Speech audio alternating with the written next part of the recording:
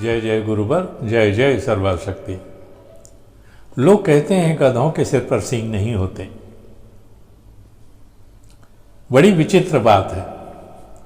हम तो कहते हैं गधों के सिर पर ही सींग होते हैं।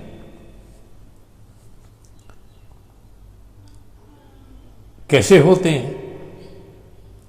देखिए, जो गधे होते हैं, तो गधा किसको बोलते हैं? गधा बोलते हैं मूर्ख को। मूर्ख व्यक्ति को ही गधा कहा जाता है। अब उसके सिर पर सींग कैसे होते हैं? ये और बात है कि वो सींग दिखाई नहीं देते, लेकिन मूर्ख व्यक्ति अपनी मूर्खता से अपना और दूसरों का इतना नुकसान कर बैठता है कि एक सींग वाला भी नहीं कर पाता। तो इसे आप क्या कहोगे? अप्रत्यक्ष सींग उसकी मूर्खता ही होते हैं। और मूर्ख वो नहीं होते जिसे कोई एक बार मूर्ख बना के चला गया। मूर्ख वो होते हैं जो बार बार मूर्ख बनाए जाते हैं और बार बार मूर्ख बनते रहते हैं। और हम उन्हीं लोगों में से हैं।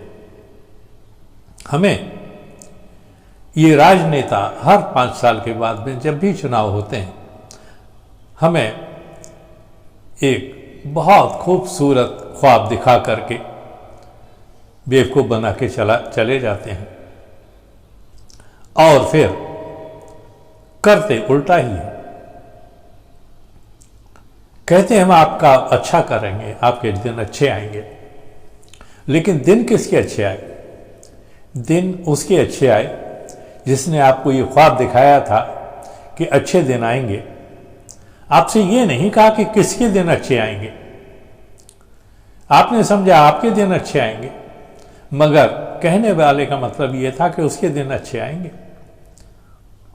और हम सब मूर्ख बन गए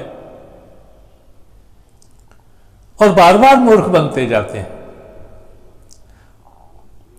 एक नया ख्वाब लेके आता है इंसान, तो ये कौन है? ये सपनों के सौदागर हैं। ये हमें सपने बेचते हैं और हमसे हमारी आज़ादी छीन लेते हैं। वो आज़ादी जो हमारे बुजुर्गों ने अपना खून पसीना बहा करके हासिल की थी, वो हमसे चंद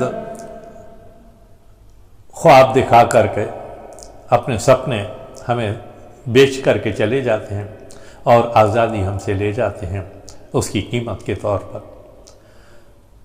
हम हमारी आज़ादी को बेच देते हैं एक ऐसे ख्वाब को पाने की इच्छा में जो कभी हकीकत में तब्दील नहीं होता। तो हम क्या हुए? हम ऐसे गधे हैं जो अपने आप को अपनी ही शक्ति से नुकसान पहुंचाते हैं। हमारी ताकत हम किसी और के हाथ में सौंप देते हैं। मगर आप कहेंगे कि अब देश का नियम ही ऐसा है, हर 5 साल के बाद में सरकार बनाई जाती है और यह सरकार तो जनता की ही होती है। अब जनता की ये सरकार कितनी होती है, ये तो हम और आप बहुत अच्छी तरह से अब तक समझ गए हैं। जनता की ताकत तब तक होती है जब तक वोट उसके हाथ में होता है, यानी शक्ति उसके हाथ में होती है। और जिस दिन हम ये शक्ति किसी नेता को सौंप देते हैं तो सरकार उसकी हो जाती है, उस नेता की हो जाती है। फिर हम क्या करें? अगर शक्ति को देकर के हम अपाहिज हो जाते हैं, हम हमारी आज़ादी बेच देते हैं, तो हम करें क्या? बहुत कुछ कर सकते हैं। सिर्फ जो गधापन है उसे अपने आप से हटाना पड़ेगा, मूर्खता है उसे अपने आप से हटाना पड़ेगा। और ये मूर्खता क्या है? ये मूर्खता है अपने आप को अपाहिज समझने की, अपने आप को शक्तिहीन समझने की, अपने आप को गरीब समझने की, अपने आप को एक ऐसा व्यक्ति समझने की जो निराश्रित है। हम जिसे आश्रय देते हैं निराश्रित कैसे हो सकते हैं? हम जिसे शक्ति देते हैं हम शक्तिहीन कैसे हो सकते हैं? हम जिसे सामर्थ्य प्रदान करते हैं तो सामर्थ्य प्रदान करने वाले हम सामर्थ्यहीन कैसे हो सकते हैं? असमर्थ कैसे हो सकते हैं? सोच का फर्क है। सोच का इसलिए फर्क है कि जो लोग हमारी शक्ति हमसे ले जाते हैं चंद ख्वाबों की एवज में, वो हमें इस हालत में कर देते हैं कि हम पड़ोसी का भी मुंह देखना पसंद नहीं करते, अर्थात बंटवारा। हम बंट जाते हैं। वो गोरा है, वो काला है, वो ऊंचा है, वो नीचा है, वो अमुक धर्म का है, वो अमुक धर्म का है। अब देखिए हम कितने हिस्सों में बंटते हैं। हमारे देश में 15-20 धर्म तो होंगे, तो मुख्य तौर पर हम 15-20 धर्मों में बंट जाते हैं। अब हर धर्म में जातियां, प्रजातियां, उपजातियां, जनजातियां लाखों की संख्या में है। तो सोचिए कि हम कितने हिस्सों में बंट जाते हैं। और उन जातियों में भी, हर जाति में कोई धनवान है, कोई सामान्य है, कोई निर्धन है, इस तरह से बढ़ जाते हैं। तो हम 125 करोड़ से ज्यादा लोग करोड़ों हिस्सों में बढ़ जाते हैं, और वो जो 125 करोड़ हैं वो अपनी शक्ति खो देते हैं। इस तरह से हम शक्तिहीन हो जाते हैं, हम असमर्थ हो जाते हैं और हमें निराश्रित कर दिया जाता है, हमें टुकड़ों में बांट करके। तो हम कब तक टुकड़ों में बटे रहेंगे? कब तक अपने आप को निर्धन समझ करके एक अपाहिज की तरह किसी फुटपाथ पर पड़े भीख मांगते रहेंगे? आप कहेंगे हम कहाँ भीख मांगते हैं, हम तो अच्छी तरह रहते हैं, घरों में रहते हैं। भीख नहीं मांगते तो क्या करते हो? नौकरी की भीख मांगते हो, गैस के दाम कम कर दो, ये भीख मांगते हो, डीजल के दाम कर दो, ये भीख मांगते हो। बेरोजगारी बढ़ रही है तो हमें रोजगार दो, इसकी भीख मांगते हो। अनाज महंगा हो गया, उसके दाम कम कर दो, ये भीख मांगते हो। हमने खेती इतनी कर ली है, हमारा अनाज खरीद लो, उसकी भी भीख मांगते हो। आप किस चीज की भीख नहीं मांगते ये बताइए। और भीख मांगने वाला कभी समर्थ कैसे हो सकता है? और ये भीख मांगने की नौबत इसलिए आती है कि हमें बांट दिया गया है और हम बट गए हैं। बांटना तो हर कोई चाहेगा, विभाजित तो हर कोई करना चाहेगा। एक दूसरे देश को विभाजित करना चाहता है, एक प्रदेश दूसरे प्रदेश को विभाजित करना चाहता है, एक धर्म दूसरे धर्म को विभाजित करना चाहता है, एक समाज दूसरे समाज को विभाजित करना चाहता है, एक परिवार दूसरे परिवार को विभाजित करना चाहता है। यहां तो विभाजन ही विभाजन है। देश है उसका प्रदेशों में विभाजन है, प्रदेश है उसका जिलों में विभाजन है, जिला है उसका शहरों और गांव में विभाजन है, गांव का विभाजन बड़े छोटे मजले के रूप में है, ऐसे ही शहरों का विभाग, महानगर, नगर, उपनगर, इनमें विभाजन है। कितने विभाजन करोगे? अपने शरीर के कितने टुकड़े करोगे तुम? ये समझो। इसका एक ही रास्ता है, इस विभाजन को रोकना। ये धर्म के नाम पर, देश के नाम पर, जाति के नाम पर, धन के नाम पर, व्यवस्था के नाम पर, समाज के नाम पर कितने विभाजन करोगे? इस विभाजन को रोकना है। और इस विभाजन को रोकने का एक ही तरीका है, मनुष्य में प्रेम के बीज बोना। जब तक हम लोगों के बीच में प्यार नहीं पनपेगा, तब तक हम विभाजित बने रहेंगे। प्यार ही एक ऐसी कड़ी है जो हम सबको जोड़ सकती है।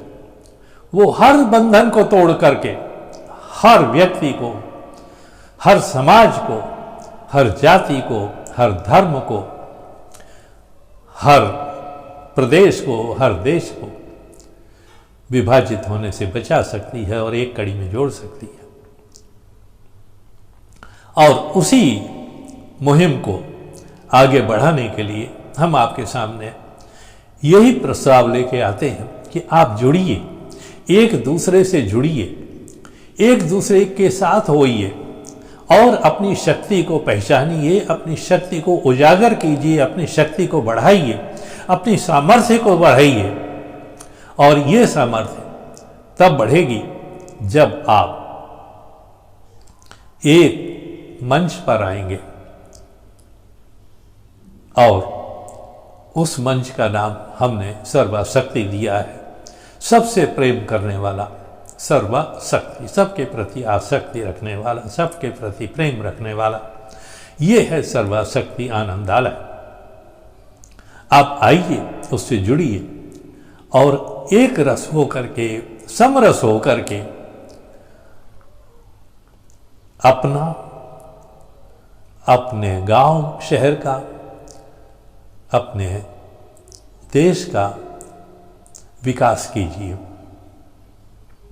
आपकी बेरोजगारी दूर करने का एक ही मात्र यही उपाय है। इस उपाय के अलावा कोई भी उपाय आपके काम में नहीं आने वाला। सरकार आपको 5, 10, 50 हजार रुपये दे देगी, आप खा पी करके मस्त हो जाओगे और जब सरकार मांगेगी तो त्रस्त हो जाओगे। फिर कहोगे हाय ये क्या हो गया। फिर आपके पास में जो भी घर कूचा, जो कुछ छोटा मोटा बचा होगा, वो भी आपका नीलाम हो जाएगा और आप घर से बेघर और फुटपाथ पर आ जाओगे। फिर हर रोज आपको लताड़ा जाएगा, अबे ये सोने की जगह है, ये उठने बैठने की जगह है, ये तो लोगों के चलने की जगह है। ये बात और है कि लोगों के चलने की जगह, पैदल चलने वाले लोगों की जगह पर आज लोग दुकानें सजाए बैठे हुए हैं। उनको कोई नहीं बोलता। क्यों नहीं बोलता? क्योंकि वहाँ से उनको रकम हासिल हो जाती है जो उनको वहाँ से हटाने के लिए आते हैं।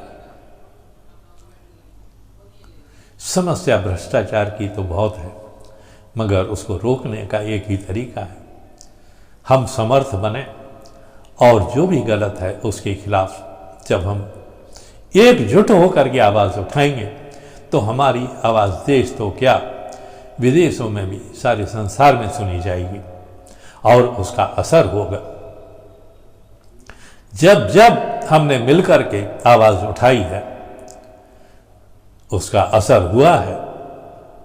यहाँ तक कि इतनी शक्तिशाली ब्रिटिश सरकार भी